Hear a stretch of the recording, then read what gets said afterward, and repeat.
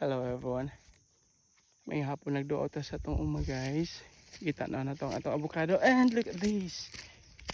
Tambok-tambok ba yan? I'm so happy to look at them growing. Look at this. Ah?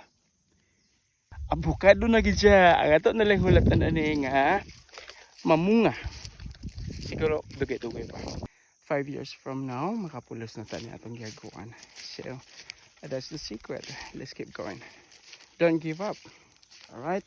So maybe kung naa kay kaila ka rin nga successful na kayo sa kinabuhi, and if you're going to ask them what's the secret, not giving up. Not giving up on your dreams. Because if you're going to give up, you're not going to be standing on the place. One of these days, you're not going to be standing on the place where you wanted to be. Just like those successful people right now, they're not going to be standing on the place, sitting down in the place right now, if they have given up. Right? So, what brings you to the place that you wanted to be in the future? Don't give up. Let's tanomize avocado. Alright. Yay! Happy kayo ba? Lampaso na kanin na to. Charla. Ayaw. Blessings everyone. Mag-amping ka.